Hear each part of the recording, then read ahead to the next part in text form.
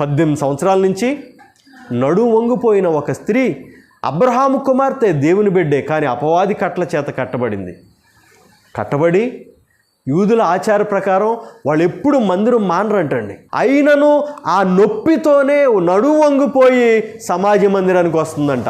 ఈరోజు ప్రార్థనా మందిరాలు, ఆ రోజు సమాజ మందిరాలు. క్రొత్త నిబంధనలోకి వచ్చిన తర్వాత గృహ సంఘాలు, ఇంట్లో సంఘాలు, అలాగే దేవుని ఆరాధించడానికి, పరిచర్య అభివృద్ధి చెందడానికి, సంఘము క్షేమాభివృద్ధి చెందడానికి ఆ రోజు సమాజ మందిరాలు, ఇప్పుడు ప్రార్థనా మందిరాలు.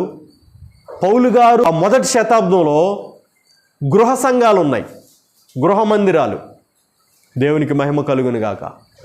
అవే కరోనాలో మనం ఏం చేసామంటే గృహ మందిరాలుగా మారిపోయాం. కరోనా సమయంలో అది దేవుని చిత్తం. అది మొదటి శతాబ్దంలో కూడా గృహ సంఘాలు, గృహాలలో ఆరాధించుకోవడం అది దేవుని చిత్తం. ఆ నొప్పితోనే, ఆ పెయిన్తోనే వచ్చి సమాజ మందిరంలోకి వచ్చి కూర్చుందంట. కూర్చుంటే ఏం జరిగిందంటే వెంటనే యేసు ప్రభువు ఆమెను చూసి అమ్మా రమ్మని పిలిచి, దగ్గర రమ్మని పిలిచి, నీ బలహీనత నుండి నువ్వు విడుదల పొంది ఉన్నావు. ఏం పొందిందంటండి? మరి చూడండి, ఒక భక్తుడు వివరించాడు ఆమె ఎందుకు స్వస్థత పొందిందంటే ఆ నడుము నొప్పితోనైనా ఏం చేసిందంటండి, ప్రార్థనకి వెళ్ళిపోతానే ఉండేదంట. దేవునికి స్తోత్రం, హల్లెలూయా. నడుము నొప్పితో హాస్పిటల్కి అయినా వెళ్తాం కానీ ప్రార్థనకి రాగలుగుతామండి? అట్టి విశ్వాసం నిల్లు మనకి. ఏ విశ్వాసం నిల్లు? కొంచెం నడుము నొప్పి ఉంటే రాజమండ్రి హాస్పిటల్ అయినా వెళ్ళగలుగుతాం కానీ మందిరాల్లోకి రాలేం. అక్కడికి వెళ్ళిన తర్వాత ఇక్కడ కూర్చో, ఇలా పడుకో, నుంచమ్మా, ఇవన్నీ ఎక్సర్సైజ్ జరుగుతాయి. వాటికి ఒప్పుకుంటాం కానీ ఇక్కడికి వచ్చి ఇంటాకి బరువు ఏంటండి? బరువు. అమ్మ రమ్మని పిలిచి వెంటనే స్వస్థపరిచాడంట. చిన్న చిన్న నొప్పులు కూడా మనకు ఆరాధనకి దూరం చేయడానికి అడ్డం వస్తాయి, కానీ వేరే వాటికైతే అసలు అడ్డం ఉండదండి.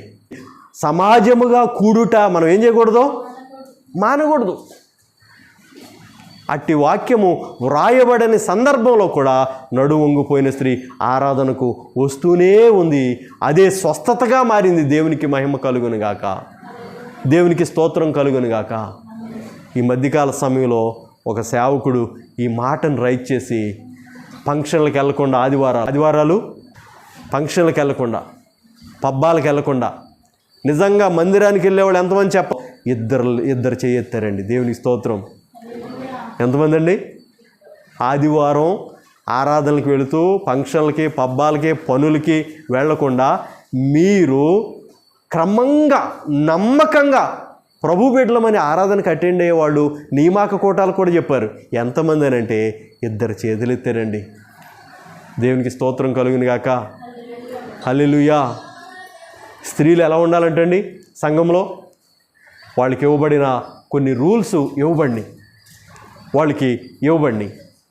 ఈ స్త్రీ అయితే ఎలా ఉందంటే దేవుని మందిరానికి క్రమము తప్పకుండా, ఆయా ప్రాంతాల్లో ఉన్నారు మనవాళ్ళు, అక్కడ కూడా మానకుండా ఏం చేయాలండి? మందిరానికి వెళ్ళాలి, దేవుని సన్నిధిలో గడపాలి. చూడండి, 5వ విషయం, తిమోతికి రాసిన మొదటి పత్రిక 2వ అధ్యాయము 15వ వాక్యం చదువుకుందాం. అయినను వారు స్వస్థబుద్ధి కలిగి విశ్వాస ప్రేమ, అయినను వారు స్వస్థబుద్ధి కలిగి విశ్వాస ప్రేమ స్వస్థబుద్ధి యందు పరిశుద్ధత యందు నిలకడగా ఉండిన ఎడల శిశు ప్రసూతి ద్వారా ఆమె రక్షించబడును. దేవునికి స్తోత్రం కలుగును గాక. విశ్వాసమందు నిలకడగా ఉండాలంటండి. స్వస్థబుద్ధి, ప్రేమ,